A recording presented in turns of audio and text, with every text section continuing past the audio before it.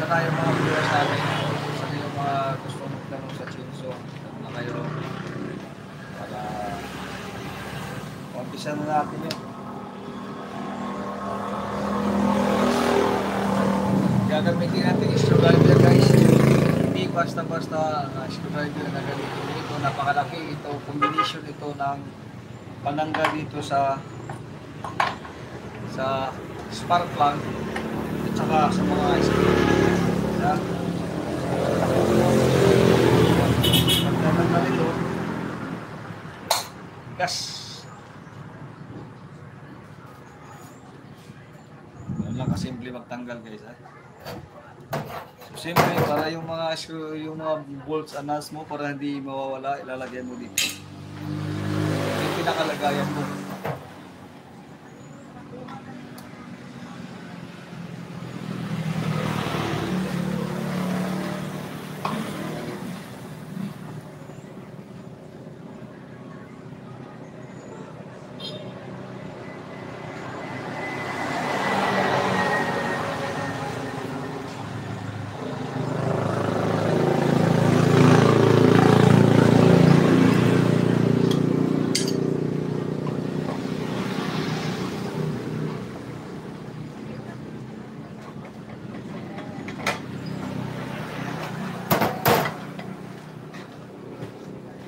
Yung kinatawag na shroud cover guys, so cover ng chainsaw sa top, shroud cover.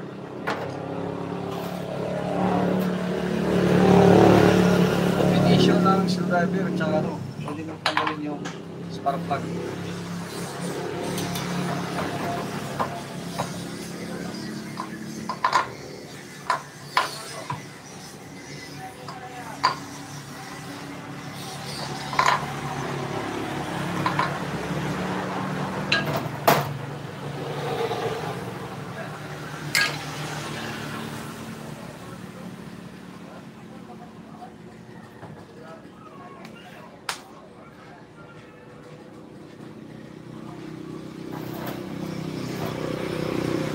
Carburetor. Yung carburetor niya, so explain ko sa inyo, mayroong dalawang karayom na ang carburetor. Yeah? So high and low yun. High and low. Dalawa yan.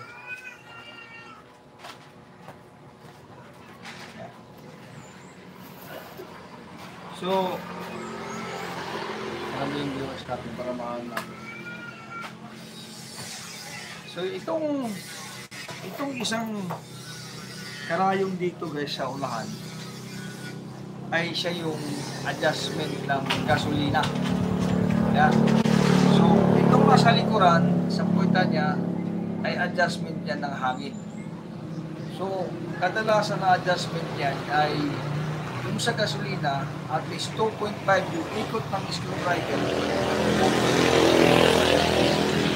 Kung ito yung screwdriver mo, ikotin mo siya ng dalawang kalahati yung ikotin mo. 1, 2, tapos half lang ganun. 2.5 yun. Yun yung sa gasolina. Yung sa hangin na yan, isa't kalahati lang, isa't kalahati. So, pag itong position mo, ikotin mo siya ng buo at kalahati lang, ganyan. Ganun lang yun ang adjustment nun. So, normally, ganun lang. So, pag nag-wild siya dahil kulang siya sa hangin, adjust mo konti yung hangin. Pag hindi malakas, walang puwersa pag walang puwersa yung chainsaw nyo guys, ibalik nyo ng konti, sasarado nyo konti yung karayom ng carburetor yun. Okay?